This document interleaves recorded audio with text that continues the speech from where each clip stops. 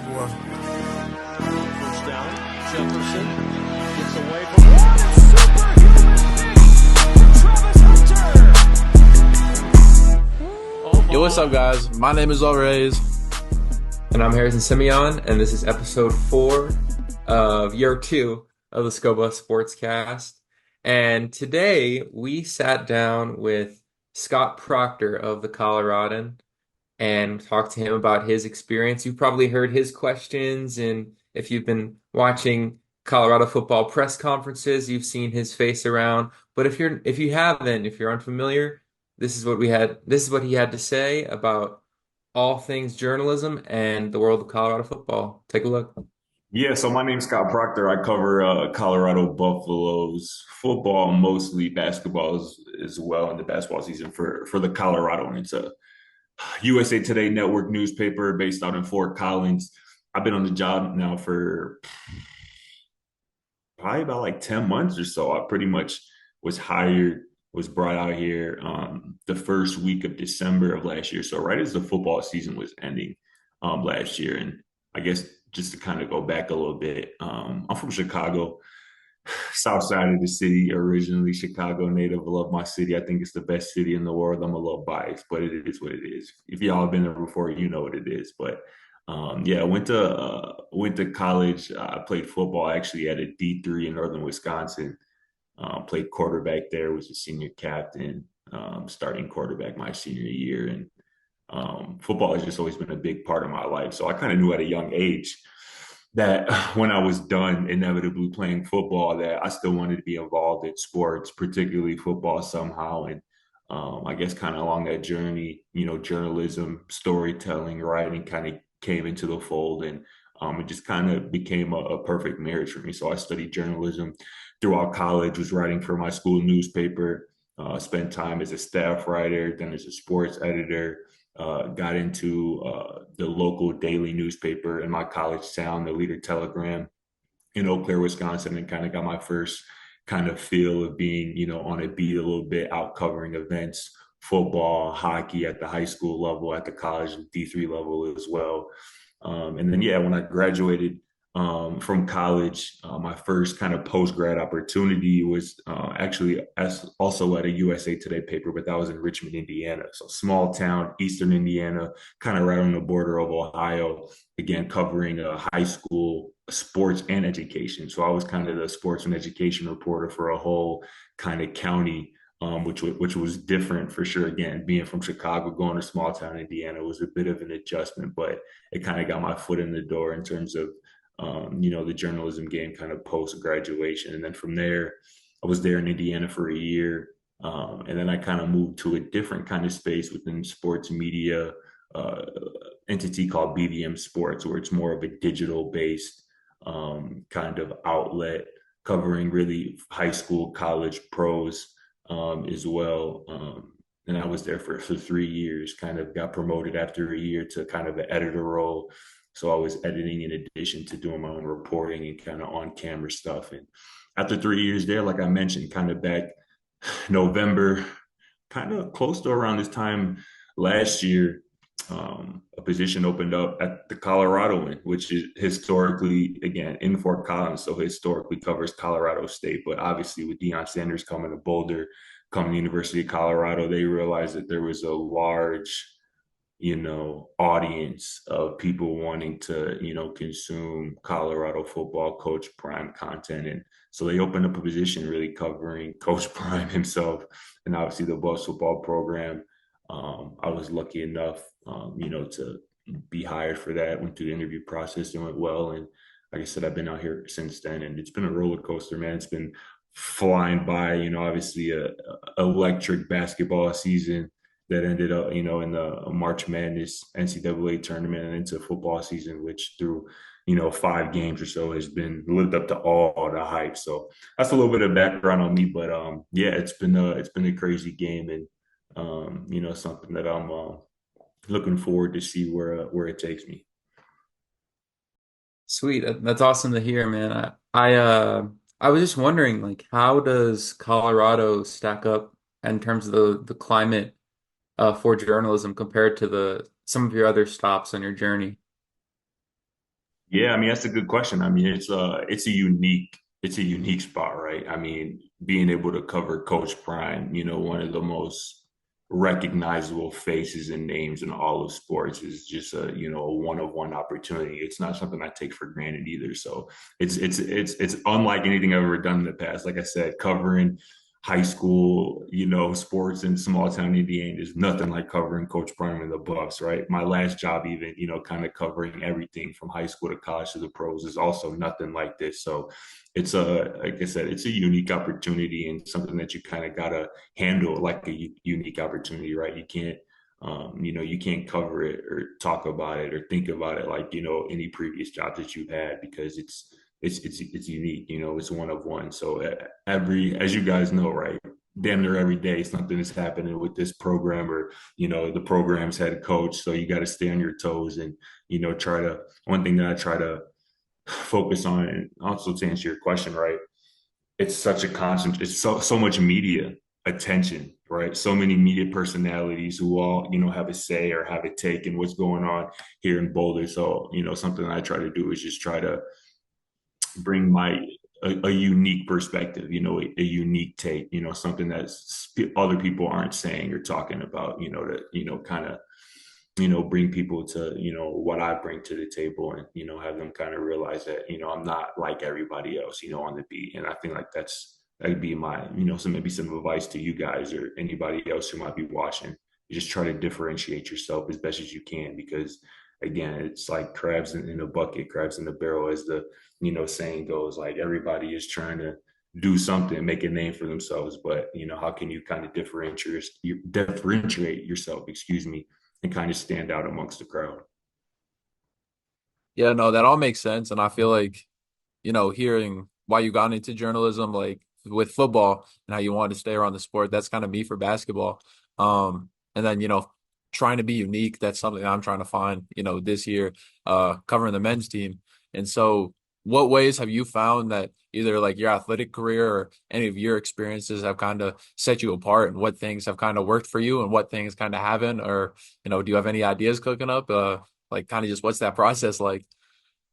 Yeah, so this is something actually I kind of gleaned from my last job where I was doing more on camera kind of stuff, video content on YouTube and whatnot. And one of my producers kind of always tried to drill into me, play into your experience, as a former college quarterback. Like people can relate to that, if they feel that you have kind of an expertise, so to speak, in a certain area. And my expertise was that I played college football, I played quarterback at the college level, and to some people that might give me a better feel of or give me a better perspective on the things that I'm talking about. So just trying to play into that, and it was a struggle for me because to me, it felt like I'm like bragging, which is something I never wanted to do. Like, oh yeah, I played college football when like I only played D3 football.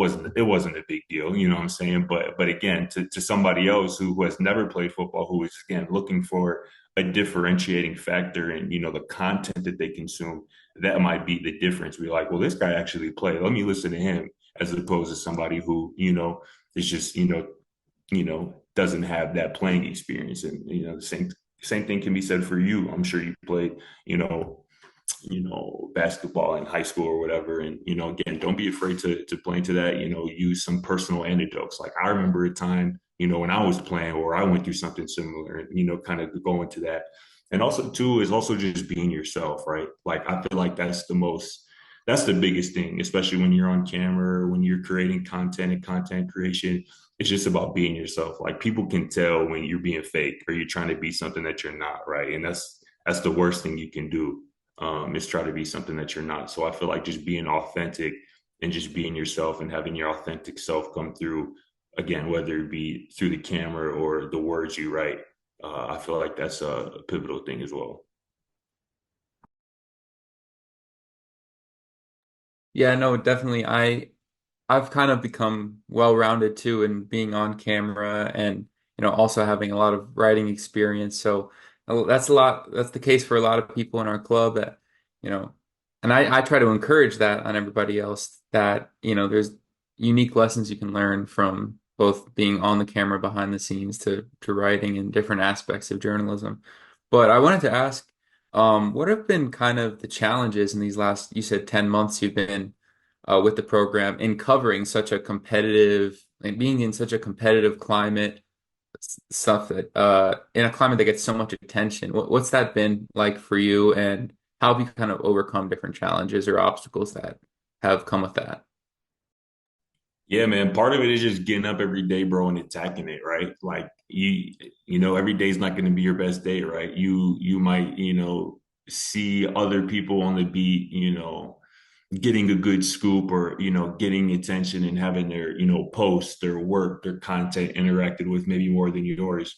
And that might, have you down a little bit. But again, there's a new day is every day, right? The sun rises every day. So you just kind of got to attack every day like it's your first day on the job almost, right? And that's kind of the biggest thing where this news in general in sports is no different. Like every day is a new day. Every day there's a new story and something that you can win on. You know what I'm saying? So that's kind of the biggest thing. And, don't let a bad day or a down day kind of, ruin your week or your month or a season, so to speak. So again, there's opportunities, new opportunities every single day. So be ready to hop on all those. And I think that's kind of the biggest thing. Like I said, it's a competitive environment, particularly on this beat. There have been people who have been covering this program for 20 plus years, right?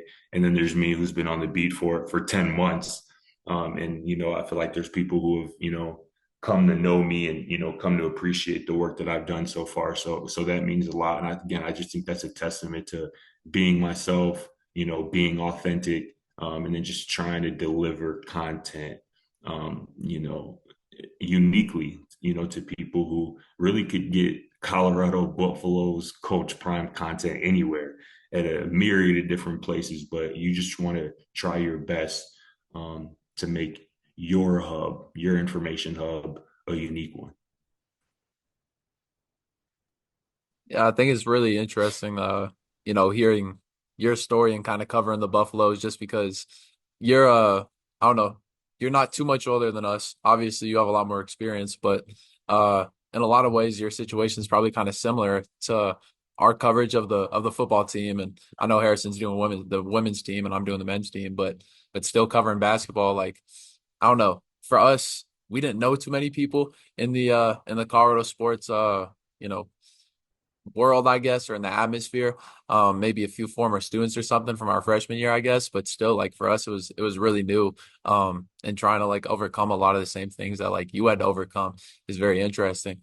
Um, but do you think I don't know. I don't want to ask like the same questions that like we've kind of already asked.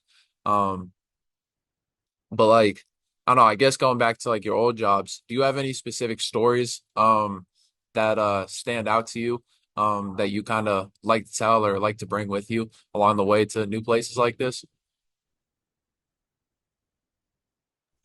I don't think it's really any specific stories, but it's just about just adapting, right? And being able to use resources and, something you talked about, right? Like you know a lot of people, and whatnot. And, and I can relate, bro, because you're right, bro. I'm not too much older than you guys.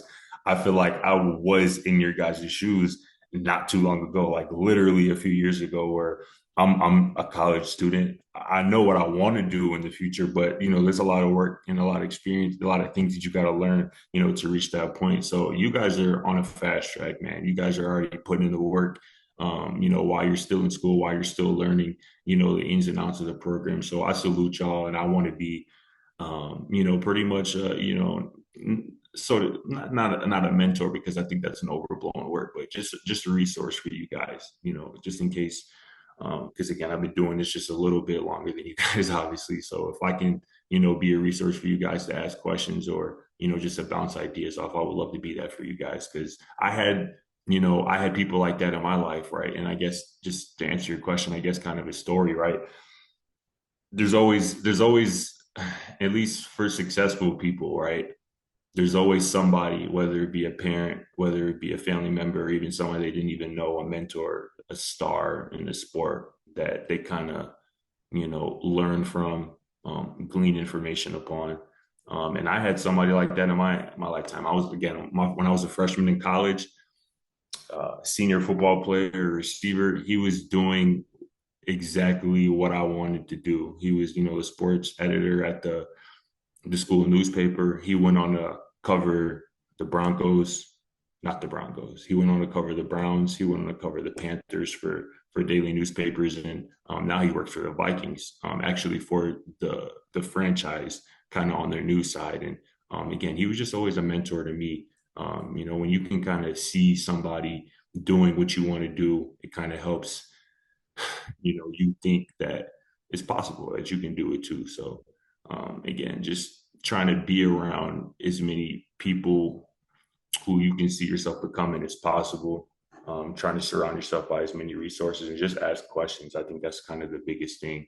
Um, because yeah, I mean, if I didn't have his name is Ellis Williams, man. If I don't, if I hadn't met him, I don't know if I'd been on this path that I was on. So I'm very appreciative to him for that.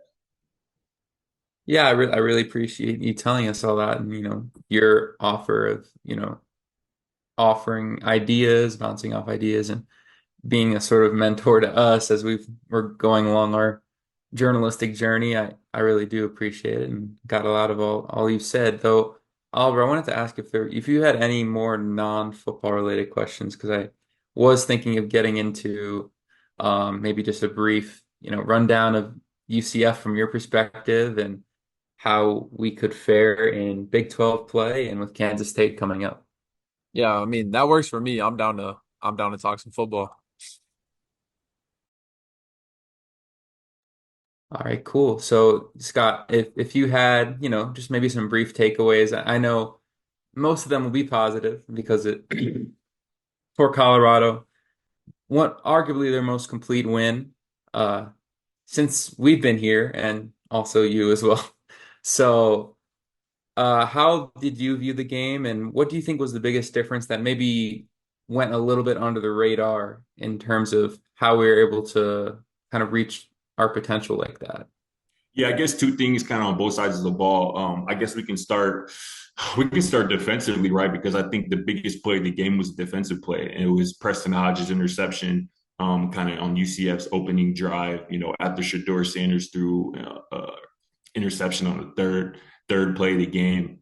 UCF is driving in Colorado red zone, and Preston Hodge goes up and intercepts a play in the end zone, picking off KJ Jefferson, giving his offense the ball back, giving Colorado some really early momentum that obviously would use to go on to carry on to a big win. So defensively, getting turnovers was huge. Obviously that pick forcing a fumble of KJ Jefferson, and obviously getting him to the ground was huge because that's a big fella right there. I mean, 250 plus pounds. I mean, he's obviously a big reason why UCF had the number one ranked rushing offense in college football entering that game. And again, kudos to that defense, which I had talked about previously that, that run defense has improved drastically with guys like Chidozie Nwankwo on the defensive line, the Houston transfer, and Nikai Hill Green at the second level at linebacker, the Charlotte transfer. Those two guys in particular, along with Cameron Sillman Craig at the third level, who's just, Coach Livingston, the defensive coordinator, said yesterday in the presser that, he's the heartbeat, the unquestioned leader, of this defense. So those guys, in addition to obviously the rest of that unit, really has improved this Colorado run defense. They pretty much shut down UCF's number one rushing attack, holding them to a season low rushing yards total. So this defense is legit, man. And obviously in the second half of games, Colorado hasn't allowed an opponent to score more than 7 points in the second half of the game all season. So Robert Livingston got this defense ball. And then offensively, going back to the coordinator on this side of the ball, offensive coordinator Pat Shermer had his best game, calling plays. I mean, that was the biggest problem for this team through 2 weeks of the season, at least, is that they were just so predictable, so pass heavy. So Coach Shermer finally brought some balance to this offense. I believe they ran the ball for a season high 129 yards on about 28 carries, average about 4.5 yards per attempt. So Michael Welch found the end zone again. Dallin Hayden found the end zone for the first time as a buff. And again, this offense was just much more balanced. And really the difference was balance in personnel too, right? UCF's defensive coordinator said after the game that um, this offense had been predominantly 10 personnel to start the season, which is obviously four receivers, zero tight ends on the field. And on Saturday, they were in 11 personnel, which is three receivers and one tight end on the field, about 67% of the time. So Savell Smalls was on the field at tight end quite a bit. That allowed the run game to get going more effectively, and that allowed Shador to have more time in the passing game with that extra blocker and protection as well. So shout out to both the coordinators, Coach Shermer, Coach Livingston, and obviously the players for, like you, as you mentioned, Harrison was probably the most complete win. Definitely, not probably, definitely the most complete win, the best win of the Coach Prime era. I think starting on the defensive side of the ball, and I guess more of a general sense, in terms of just looking at the whole season. I kind of, for me, I didn't, expect the run defense to be that good, but to some extent, it didn't surprise me just because of the teams that they've played in weeks leading up to this, like NDSU and Baylor. And so, how big do you think it is for teams to play, you know, teams that are like the teams that they're going to play in conference play, I guess, are facing teams that have similar run styles when heading into a game such as this one? Ask me that. Ask me that again, Oliver. Like, my bad. You Like good? Baylor and North Dakota State, like they're both super run heavy teams. And so, heading into those games, we know that Colorado has to, their run defense has to be clicking on all cylinders. And so when you go into it, when they head into a game, like UCF, and they run the ball even more than Baylor and NDSU, which is kind of crazy, and they're doing it so successfully. How does that impact the team? I guess. Yeah. Yeah, no, My I got bad. you. You're good, bro. I got you. That's a good question. I get what you're saying, and I think it helps a ton, right? That's low key something I hadn't really thought about, right? That's kind of a not talked about benefit of opening the season with NDSU, who we know, brings the run game. And the same with, Baylor to open the start. That's kind of a favor that the schedule did for Colorado, is where you get a Baylor team that has quarterback issues, but they're going to run the football. That's what they're going to try to do. And the same thing with NDSU in week one. I think that 100% prepared them for the performance that we saw defensively in week 5 against UCF. And again, all three of those games that we just mentioned are going to be huge down the stretch, because we're coming out of the bye. Week 7, Kansas State brings a running game. DJ Giddens, to me, is the best running back in the Big 12. Dylan Edwards, who we all know is a talented ball carrier as well. And Avery Johnson, their quarterback, is a dual threat guy who can do some real damage with his legs. And you look even past that, Utah is going to bring a running game and an elite offensive line. You can say the same for Oklahoma State and Ali Gordon, one of the best running backs in all of college football. So I think you're right, man. I think that early stretch of playing some run heavy teams has definitely got this run defense, locked in, because they're going to have to be, as Big 12 play kind of carries on. Yeah, no, definitely. I mean, I was just, from my perspective of the run defense, I was so in shock just because of how in question the linebacker room was coming in, at least at the second guy next to Levante Bentley. So seeing Nikai Hill-Green step in for CU and just, you know, wreak havoc essentially has been super encouraging, especially from someone that, wasn't coming from a power program, wasn't super highly touted. So seeing his development has been really cool, and just the overall mentality of the defense seems so much more, congealed compared to last year with Brian Kelly. And, I really see a lot of that carrying into conference play just because they've gotten arguably the best rushing attacks you could get for the first 5 weeks of the season. So I guess though, moving into like the offensive side of the ball, we saw, as you said, Pat Shermer call his best game as OC with the Buffs. What do you think? Or I guess I'll phrase it as: do you think that UCF was this offense's ceiling, or do you think that going into conference play against teams that may have stronger defenses like a Utah or like a Oklahoma State or Kansas State, do you think that those can be um, more telling opponents to what this offense's potential is? Or do you think that there is still room to even improve even more? That's a good question as well, Harrison. I don't think we've seen the best of this Colorado offense yet. I mean, obviously, 41 points last week on the road at UCF is pretty impressive.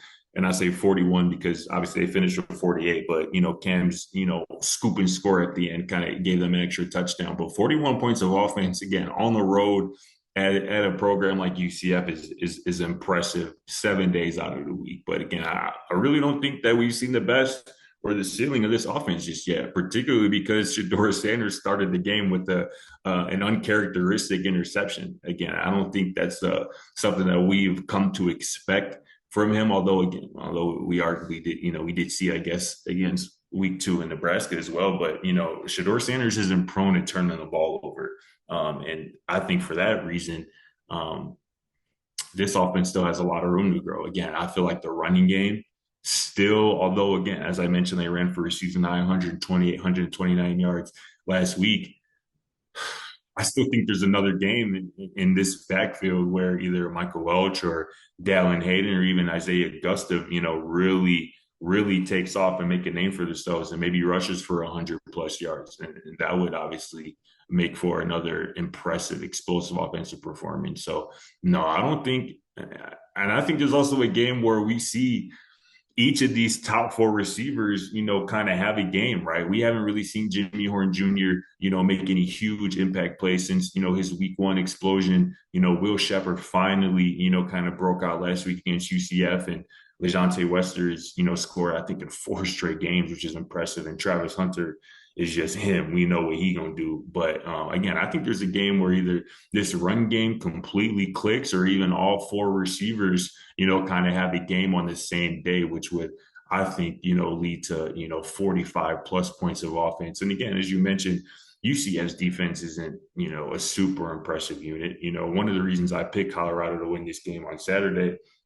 was because TCU quarterback Josh Hoover threw for 400 yards and 4 touchdowns on UCF a few weeks ago. And that just made me think, what the hell is Shedeur going to do if Josh Hoover is doing that against UCF? And obviously we saw the results. So I think even, a better defense down, the stretch of the season will allow kind of this Colorado offense to fully, reach its ceiling and its full potential. Yeah, obviously we've talked a lot about the team. But I mean, Travis Hunter has just been spectacular. There's not much more you can, really say about that guy. But outside of him, because I feel like he does take this team to a whole nother level just with the plays that he can make. I feel like, the overtime fumble, specifically, of course, you think back to week 1, how big his performance was offensively and that just insane catch on the fade. You really think that this guy is, you know, he's more of a game changer than a lot of star football players can be necessarily. But where are there any guys that have stood out to you that have kind of, flown under the radar? I know Harrison kind of asked that question a little bit, but any guys on the line, I guess, or any like receiver specifically, maybe like an Armarion Miller, any guys we haven't seen yet. Yeah, I mean, there's a lot of potential, and I think there's a few guys who haven't kind of broken out yet, who I think are due for one. I think is an interesting one that you mentioned. There's Omarion Miller, right? He obviously had the huge 58-yard touchdown against Baylor in that game just before the half, which I don't know if Colorado wins that game if O doesn't make that play. And obviously he's he's obviously no stranger to making huge plays. We saw what he did last year against USC, going for 190 and a touchdown against the Trojans. So it's really just crazy to think about the fact that he isn't a a guaranteed starter, right? It just speaks to how talented and how deep this Colorado receiving core is. But O Miller is one who I would expect, before the season is over to have, at least one more ridiculous kind of moment or game. The same can be said for Draylon Miller, who we've seen in spurts, right? The true freshman who has kind of been compared to, Debo Samuel a little bit for his ability to run with the ball and obviously catch the ball as a receiver. We saw him flash a little bit against North Dakota State. He had one of the nastiest jukes I've seen in a long time in person in that Baylor game as well. So he's another guy who, again, he's kind of been used in spurts, used sparingly, but I feel like, you know, God forbid an injury happens, I feel like he'd be the guy to really step up and kind of bring a Swiss Army knife type of component to this offense, which would be dope. And then, defensively, I guess kind of guys flying on the radar. Carter Stoutmeyer, right? He has to be given his flowers for stepping in for Shiloh Sanders the last couple of weeks. As we know, Shiloh Sanders, excuse me, underwent surgery on his forearm after, tackling Nebraska running back Dante Dowdle in week 2. But Carter Stallmeyer, a young guy, right? Sophomore defensive back, stepped right in for Shiloh at an important position. Let's not forget that Shiloh led the team in tackles last season, but Carter has stepped right in a secondary next to Cameron Silman Craig and, really hasn't, lost a step on that defense. That defense has continued to roll. And so Carter, it'll be interesting to see what Robert Livingston, the staff does now that Shiloh is expected back for the Kansas State game. Does he just get inserted right back in the starting lineup? Does he, kind of get moved around a little bit with somebody like Trevor Woods, obviously deciding a red shirt? So that'll be something to watch. But Carter Stoutmeyer he's a player, man. Yeah, no, I really have been pleasantly surprised with what I've seen from Stoutmeyer because I remember watching him last year at corner. He did struggle a lot at times where, they shifted the corners around a lot where, he would shift in and then there'd be a Marion Cooper and players like that would create a revolving door in the secondary. But I think now it's really been established with Hodge, McKinney, obviously Travis, and Stoutmeyer definitely making his case to, be a part of the season as well, even with Shiloh coming back. So I do appreciate your insight on him. And I was wondering, maybe to start to wind this down, we like to do a score prediction every week for the games that were coming up. And obviously, I don't know if you'll be on the pod next week, but since we have you here, do you have any early predictions for Kansas State? Put me on the spot, man, like a whole week early too, man. I usually don't even come with my picks till like Thursday, Friday before the game. But no, I'm not gonna lie. I mean, again, this could change before things kick off next Saturday. But um, in full disclosure, I predicted Colorado to go 9-3 this season, which is probably a bit more positive than most people would have projected. But through 5 weeks, that looks decent right now, right? But those 3 losses I had were to Kansas State, Oklahoma State, and Utah. And at this point, um, I'm a fan of Avery Johnson, right? I really like, again, I mentioned earlier, DJ Giddens to me is the best running back in the Big 12. Chris Kleiman, their head coach, is one of the best coaches in college football. So for those reasons, I think at this point, I think Kansas State will have the edge. I think Kansas State will win this game as of right now. But things could change, right? I think obviously Colorado still has a better quarterback as much as I think of Avery Johnson. But again, I just wonder about that one. I think Kansas State might come up with a big win coming off the huge win, over Oklahoma State. So I think Kansas State is it right now. That could change though. Don't hold me to that. Yeah, no, I'm down to wrap it up as well, just because we appreciate the time that you've given us. But just real quick on the score prediction. How big of a factor do you think this bye week is for the Buffs? I mean, obviously this dates back to, before the Coach Prime era, but they've kind of struggled for over the last decade. I mean, well, they've struggled in a lot of areas over the last decade, but specifically coming off the bye week, the record is not looking well. What do you think that they need to do, differently to make sure that they can give themselves the best chance, even though you give Kansas State the edge?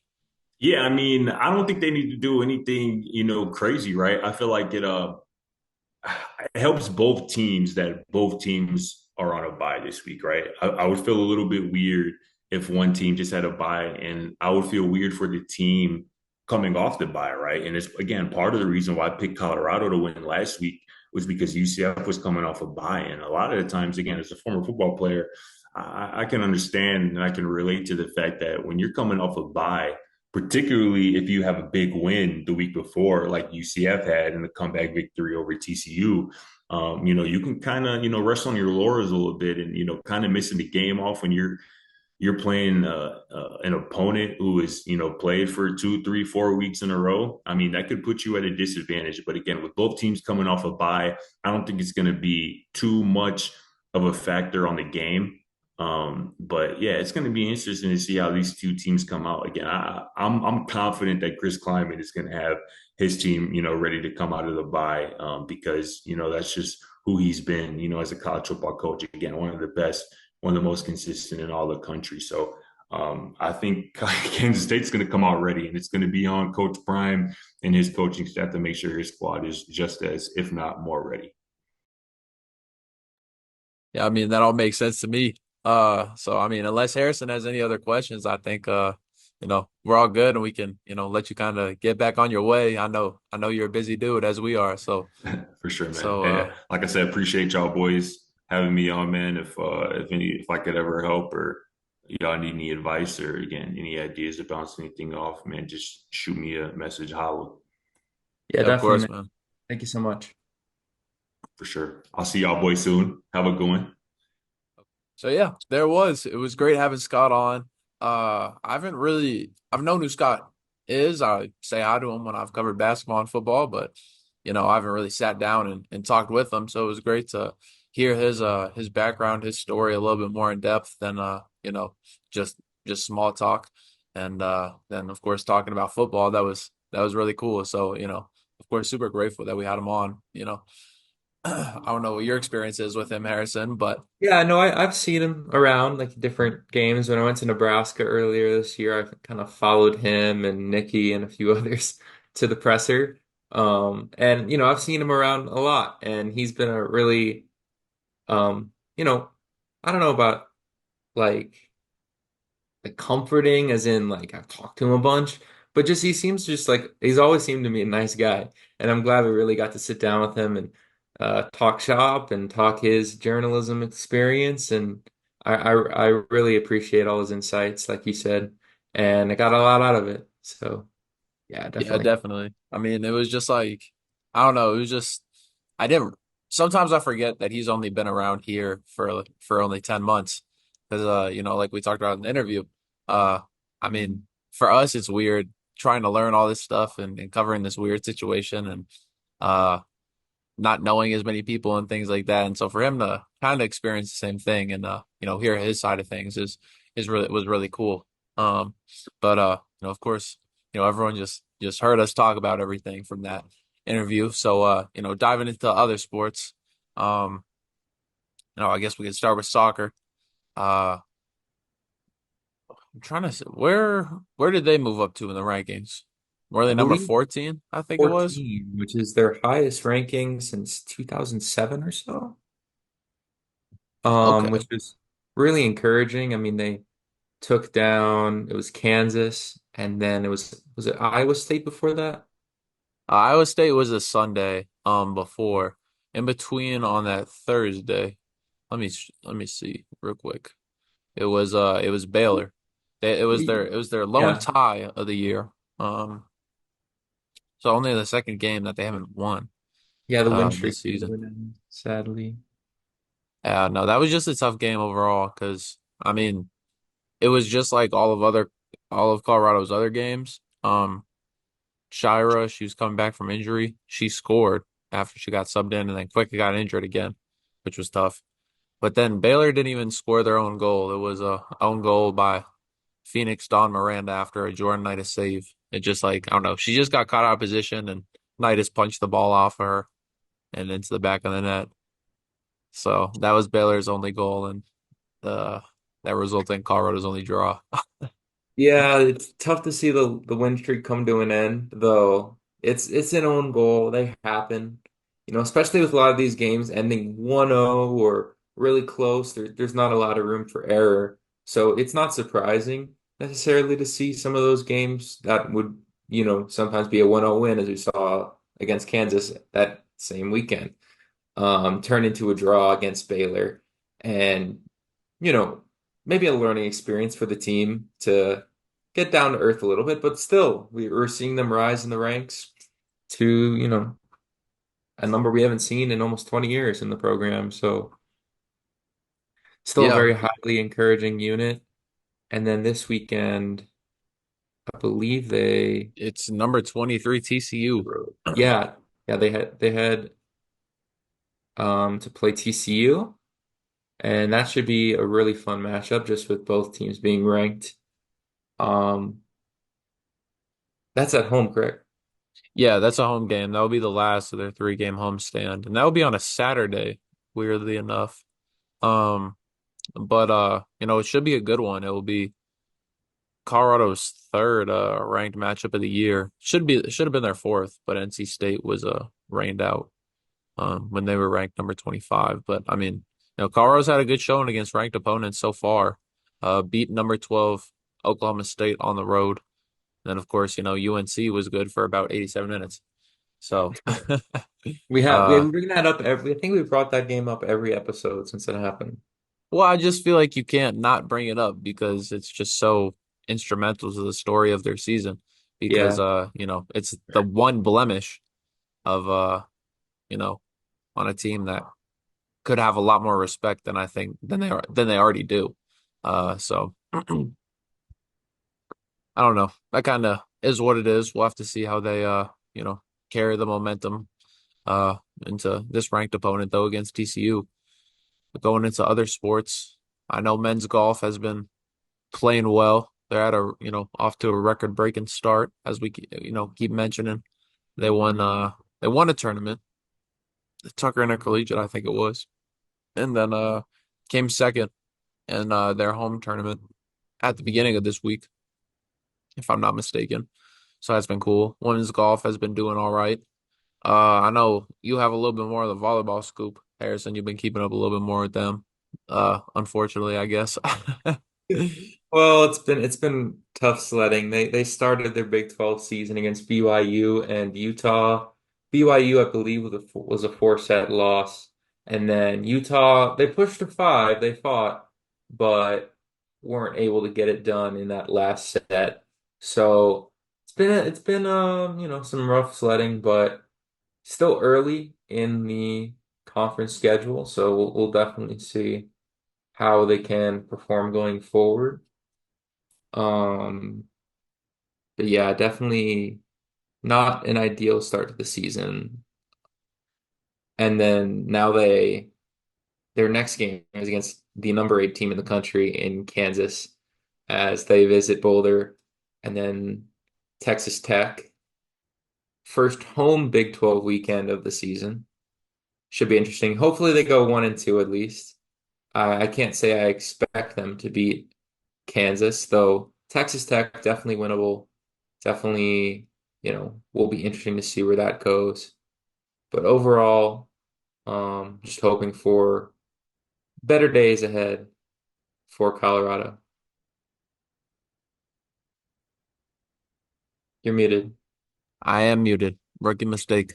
But no, I was just about to say, yeah, no, hopefully better days are ahead for the volleyball team.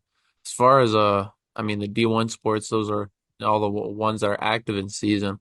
Of course, basketball is just, startup practices. We touched on that last week, but me and Harrison still have been showing up and producing articles along with some of our other members who have gone to practice. So, catch those pieces on the Scobo Sports website, especially Harrison's piece on Tabitha Betson. Uh, Coming you up know, like, probably within a few hours of the end of this podcast. so We just yeah, had one go up from Matt about Aaron Powell, and then we'll have a Frida Foreman profile either soon after this podcast ends or, you know, soon. You'll see it. You'll see them all soon. We have a lot coming up down the pipe for women's basketball content, men's basketball content. Especially you've been to so many practices. I guess I'll ask you, you've had in the heyday and you've talked about your experiences there. What can you say has been your biggest takeaway from being around practice and getting to know some of the players and Tad so much? Um, I mean, that's tough because there's so many different things that I mean, in comparison from last year, they're so different, just in terms of the overall situation of the team, but also just in my expectations and the way that I'm covering the team. As you said, I've been to a ton of practices. Um, so I guess I'll just do my biggest takeaway from the team. Um, I guess just that they can really shoot the ball. Um, I think that's. I mean, I'd have to look back at Tad's teams, but I don't think, shooting isn't necessarily a forte on his teams for the most part. But I feel like this team, even in comparison to last year's team, which was known to shoot the ball well, even though not in even though they didn't shoot a ton of threes, they just made a decent amount when they did take them. Even compared to last year's team, this team can really shoot the ball. So I think that'll be a very interesting aspect to how this team plays and their identity. Um, so I think that'll be something to look out for, and I think that's a lot of that is kind of driven by the freshmen who can all three of the true freshmen can shoot the ball, and of course Andre Akimovsky can shoot the ball. So I think that'll be maybe not my biggest takeaway, but that's one thing that's very interesting. And I guess individually, the coolest thing for me is just I've been able to just talk to guys, be more comfortable. I've recognized my interviewing skills have improved from, last year to this year. And even just over a few practices, getting to know these guys and talking to them more. Um, I'm learning better questions to ask, learning different avenues to get a little bit more information and things like that. And so, nothing too crazy. Of course, I feel like my podcast is something that's a lot better than anything I did last year. And I think just the my feature stories along with your feature story with Tabitha that's coming out, I think those are just fantastic. It's not, really Yeah. like anything. Sorry to interrupt, but you can't forget that laugh from last week. That's been Yeah. fun. Yeah, no, it has been fun. But yeah, no, but anyway, I mean, just a lot of this stuff is kind of in a realm that we haven't seen in our time at you know, Colorado, and I don't think this amount of articles being posted and the coverage that we're doing, and I think the coverage that me and Harrison specifically are going to bring to each the men's and women's side of hoops will be very fun and can just be on the come up. So, you know, I know that kind of turned into an advertisement, I guess, for the website and our coverage, but those are my two biggest takeaways from the team and my individual experience. Yeah, no, I second everything you said. We have so much great coverage that it's hard not to plug it at some point. And I'm really looking forward to seeing what we do with this season. I mean, because the season isn't even close to starting yet. We still have to go and a lot more new players to talk about. A lot of newness for these basketball teams. Um, or freshness, as Tabitha put it. And she was like wondering if that was a word. I'm like, yeah, that's probably a word. Um, but yeah, definitely stay tuned to everything going on. And yeah. Yeah. So I mean, I think on that note, I mean, besides club sports, we're broadcasting, of course. Me and Harrison always on the club baseball grind, but Won't be as occasionally we venture out to soccer. Of course, our very own Nick Evans is getting to hockey and literally everything at CU. So catch yeah, the well, YouTube. I actually have an experience that I'll be definitely talking about next week on the pod that will be this weekend and won't be will be the reason I'm not at baseball. So I will definitely be able to talk about that next week, depending on if we have a guest or not, I guess. But at some point soon, um, all I can say is that I will be at the Broncos game this weekend in some capacity. Um, so yeah, I Yeah. don't So really know no. too much more to add. Yeah, I mean, no, it's an exciting opportunity for you for sure. But yeah, no, I mean, club sports, like I said, big stuff for you, big stuff for the club. And I think that's it for episode 4 of the Scobo Sportscast. My name is Oliver Hayes, I've been Harrison Simeon. and Jesus, voice crack. Um, I thank Scott for coming on and joining us for the Yes. interview. That was huge. And you know, yeah, hopefully we can have him back on, maybe for basketball season or something like that. So That's more. yeah, as always, you heard it here first.